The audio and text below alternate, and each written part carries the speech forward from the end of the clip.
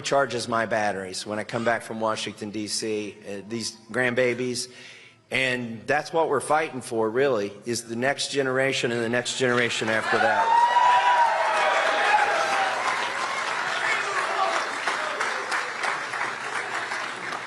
But I have to especially thank my wife, Carolyn.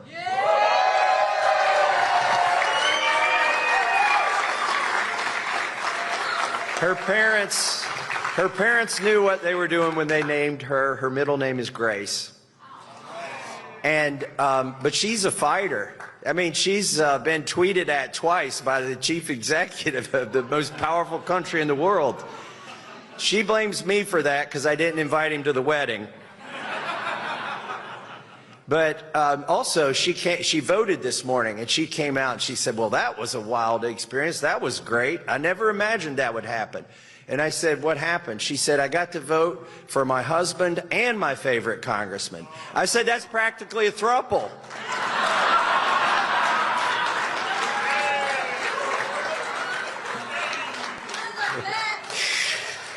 Oh. In all seriousness, walking out here and seeing all of you has really energized me, and it has all along. But why am I hopeful right now? Because if you looked at the crosstab in the polling, and I'm sure if we had exit polling, it would show the same thing. We have the younger demographic.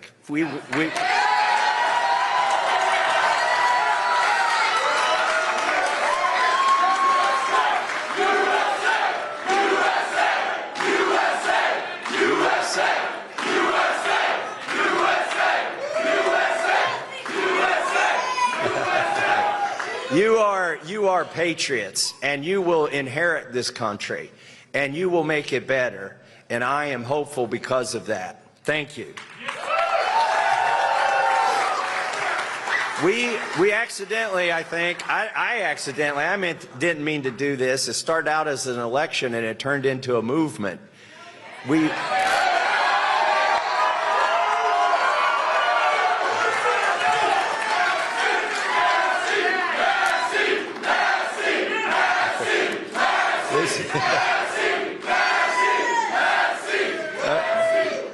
I mean, I think people, if you're not tired of politics, if you're not jaded, if you're not cynical, and so many people are, the people that want somebody that'll go along to get along. I've never heard of that strategy, but that seems to be what the voters want.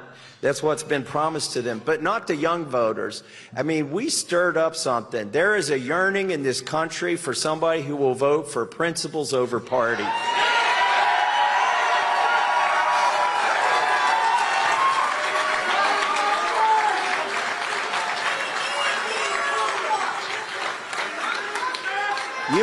You all don't like bullies, and you don't tolerate them, and I love you for it. You also, yeah. They couldn't, listen.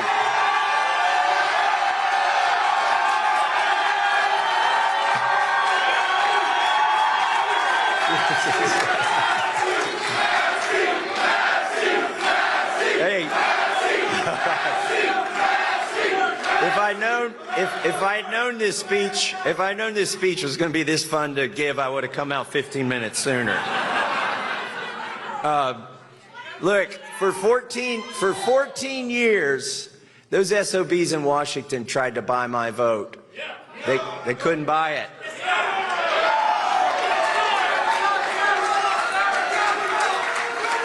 Why did the race get so expensive? Because they decided to buy the seat. And it got real expensive for them. Look, they used a lot of dirty tricks, but we stayed the course. We didn't bend a knee.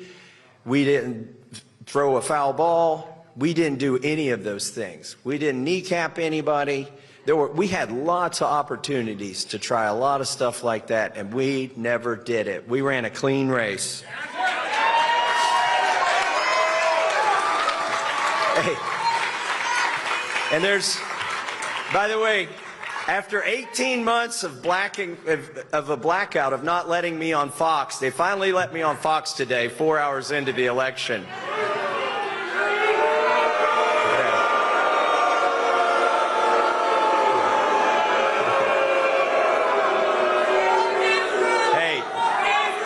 Hey, their slop is selling, so they'll keep selling it. But listen, I got to watch Fox also for the first time in 18 months. And there was the president talking about, by the way, while gas is almost $5 and diesel's almost $6, they're talking about this big ballroom they're going to build, and it looks like the Roman Empire, architecture from the Roman Empire. I see a few analogies there, and people are just trying to make ends meet. But we were promised that Miriam Adelson would pay for that ballroom, but she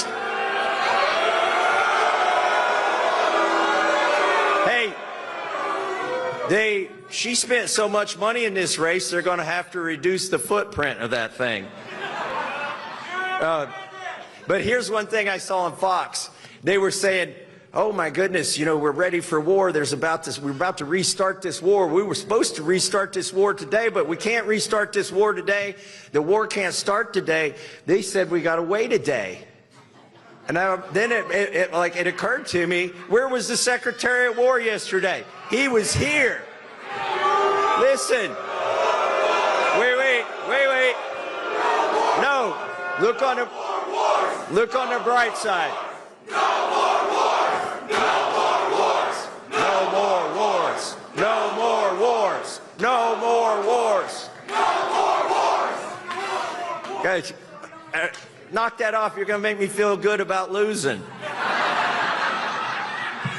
What I wanted to do was give you all credit. When they saw the influencers here, they panicked. They sent the Secretary of War here, and you stopped the war for a day.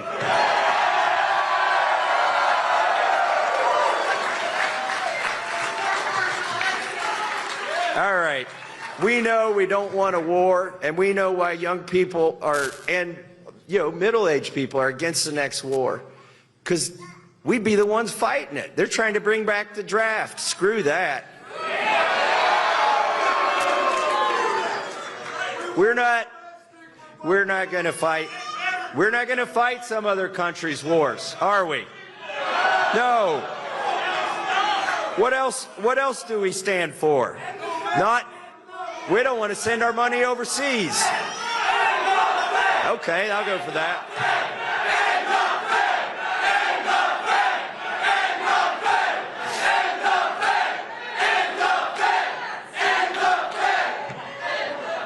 I've got a bill to do that. I've also got a bill to end the Department of Education. Rand Paul says he wants to pass a law that you need one day to read 10 pages of every bill. I asked Rand, what are you going to do about my bill that's one sentence long to end the Department of Education? That'd be like 5 minutes to read that bill.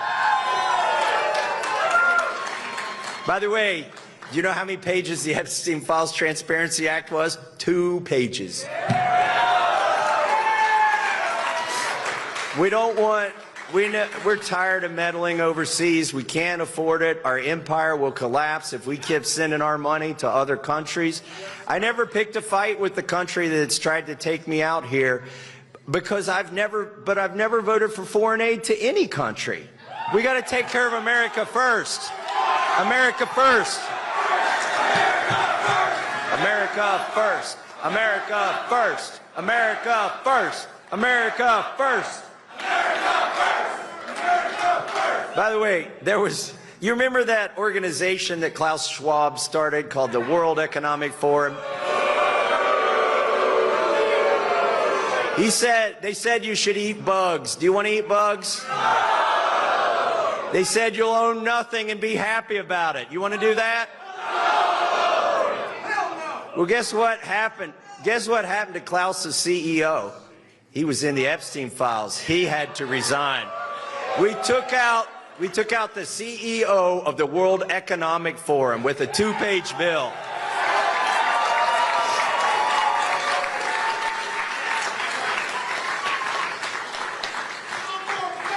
What else are we for?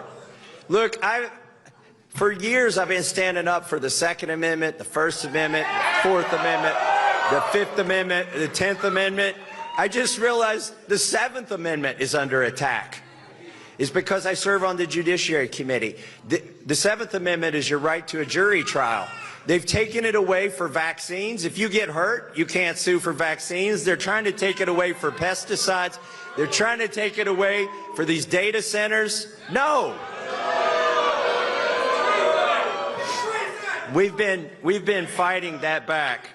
So that's an amendment that, frankly, I didn't think I was going to have to fight for, but I've been fighting for it in D.C., and we need to keep fighting for the Seventh Amendment, too. These corporations want get-out-of-court free cards. We're not going to give them one.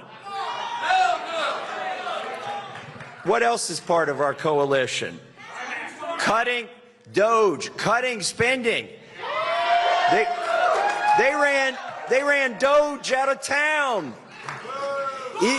Elon Musk found out it was easier to land a rocket backwards. It was easier to get a car to drive itself. It was easier to put internet on Antarctica than it was to cut $100 of spending in Washington, D.C. It's a tough problem, but we're not going to give up on that either. Maha. Is anybody here for Maha? Does anybody want to eat poison? No. Do you want the government telling you what to eat? No. Do you want the government telling you to put a needle in your arm? No. I don't either. And that's why I've been fighting all of that stuff. We need food freedom. We need medical freedom. We need all of those freedoms.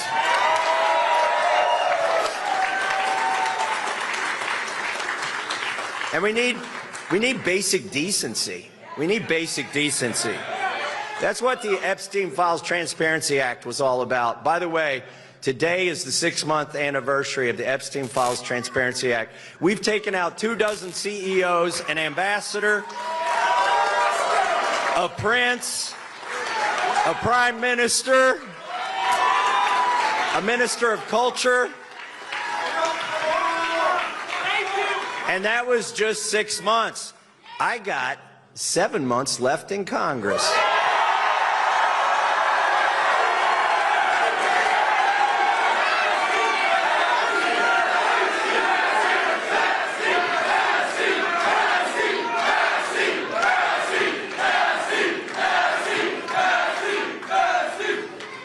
Hey, when did bipartisanship become a dirty word in this country? It never should be.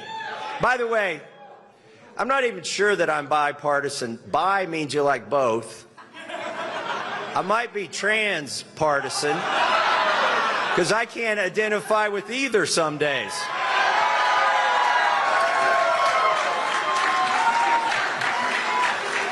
That's the great thing about the polls being closed. I can't run an ad where I claim to be trans. Transpartisan, thank you very much. I don't know which cloakroom to go in. So, but look, if you know, I bet you've been through, some of you studied political science. By the way, that's not a real science. I'm a political science denier. If you're already halfway through that degree, double major in theater and call it political theater. Then you could serve on the Oversight Committee, the Judiciary Committee. You can be on the whip team. What's the difference between a used car salesman and a member of the whip team? The used car salesman knows when he's lying. They go around telling everybody, oh, that good stuff's in the bill. Oh, that bad stuff's not in the bill. I don't blame them. They haven't read the bill. They're not lying. They don't know they're lying. Anyways, bipartisanship, we need to bring this country together. There's too much of the uniparty in Washington, D.C. What we need is a unity party.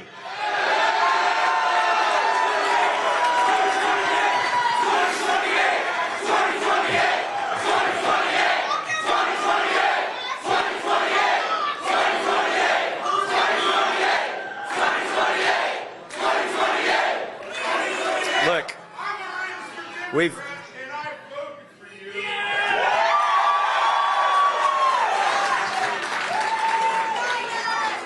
Look, we ran a race that you can be proud of. You have to apologize to nobody tomorrow for anything you did. And we kept smiling the whole time.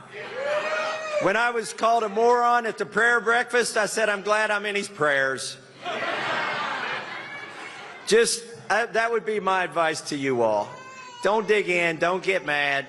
Don't even try to get even. Just stay on your course. Get our stuff done. Get the things you care about done.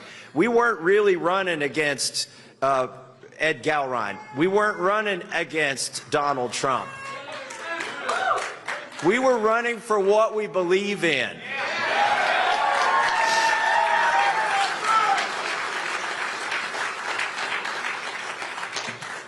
Listen, if you always vote with the president, if the legislative branch always votes with the president, we do have a king. If the legislative branch always votes whichever way the wind is blowing, then we have mob rule. But if the legislative branch and the representatives and the senators that serve with it always follow the Constitution, we have a republic.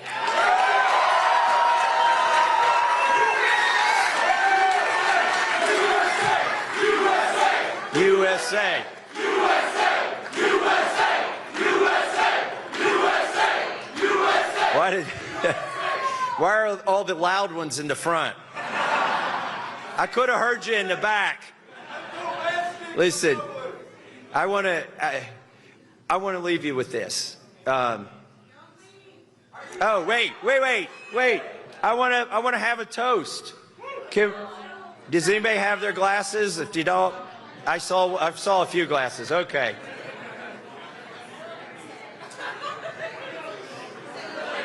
This is the one scandal. This is the one scandal they never figured out on me.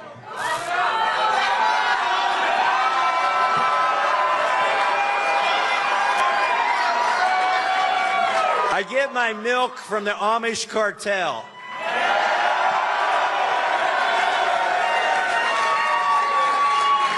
And I don't pay for it with Federal Reserve notes. I trade peaches for dairy. And what I want to do is this is a toast in honor of my late wife. I introduced the raw milk bill, and the milk lobby came after me viciously. They said there wouldn't be enough hospitals for all the kids that would be sick and dying if we had raw milk. The problem with that is it's already legal in a bunch of states, and I've been drinking it for years. So my late wife's Google alerts were going off. She was getting all this bad press about me up there in Washington, D.C., and she was worried for me. And I've got a pretty thick skin, but she texted me one of those stories, and she said, OMG, I didn't realize the lactose lobby was so intolerant. So let's have a drink.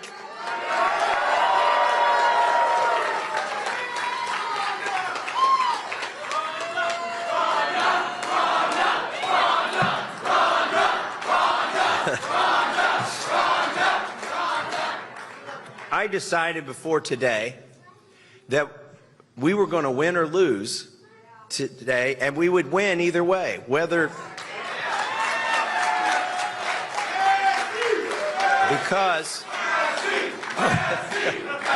not again.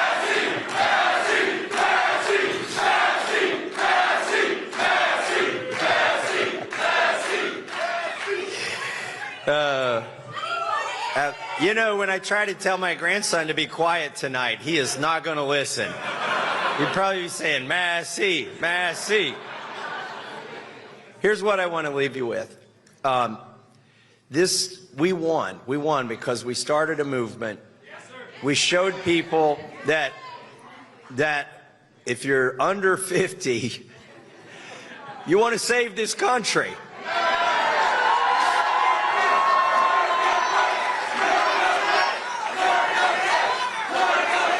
But what happened today was God's will. It couldn't happen if God didn't want it to. So our job, and I'm not going to make any announcements tonight. I'm going to go back, have me a medical margarita. I'll hang out and party with you all. You know I don't drink recreationally. I have medical margaritas. I even have a medical margarita card. But what happened today, what happened tonight was God's will. And we have to figure out what was the purpose of having the biggest fight ever. Biggest fight ever. Why did it converge on one of 435 congressional seats right here in Kentucky? What was God's purpose? What is he showing us tonight? We're just getting started. I like that.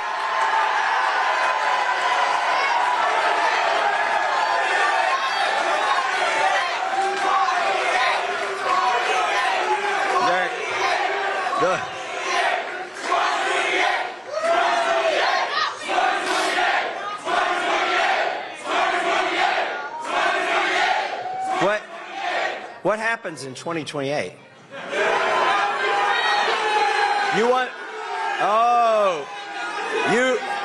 You want me to run for Congress again? I don't know what you're talking about.